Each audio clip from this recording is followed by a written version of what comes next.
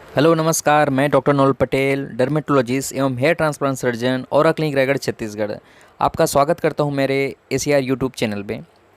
देखिए, urine infection से अगर आपको बचना है, स्पेशली ये टॉपिक मैं महिलाओं के लिए बना रहा हूं कि जिन लोगों को यूरिन इन्फेक्शन अपने लाइफ टाइम में कभी न कभी एक बार हो ही जाता है और बहुत सारी महिलाओं में यूरिन इन्फेक्शन बार बार होता है।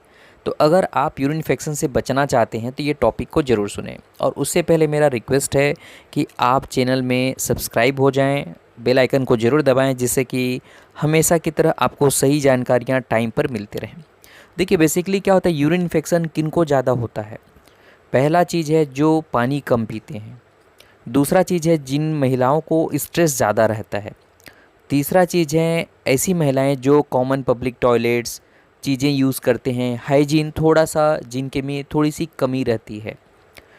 ऐसी महिलाएं जो अपने प्राइवेट पार्ट्स को अच्छी तरीके से क्लीन नहीं करती हैं।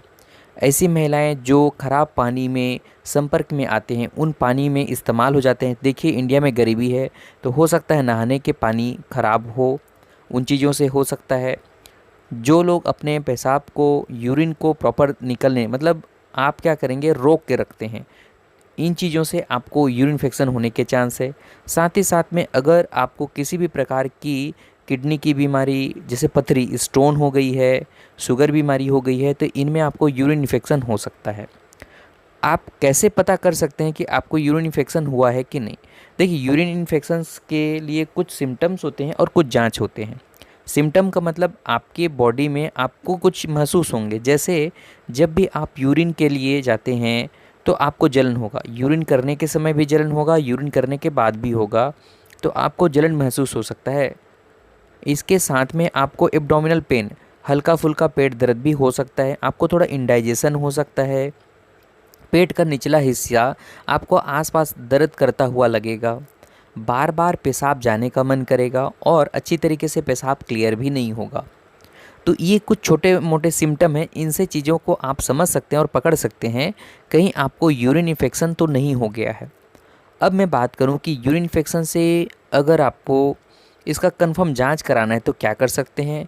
बहुत ही आसान है, आप अपने नियर के जो लैब्स होते हैं, जहाँ पे खून जांच, पेशाब जांच, यूरिन जांच होते हैं, वहाँ पे जाइए और अपना जो फ्रेश यूरिन, पहला सुबह का जो मॉर्निंग फ्रेश यूरिन होता है, उस सैंपल को आप दे दीजिए और उनको उसका जो यूरिन का जो होता है टेस्ट, रूटीन और माइक्रोस्कोपी। रूटीन का मतलब नॉर्मली दिखने में क्या है, कैसा चीज़ है, उसकी जांच होगी, और माइक्रोस्कोपी उसमें कोई संक्रमण, इन्फेक्शन थोड़ी हो गया है, उसकी जांच होगी।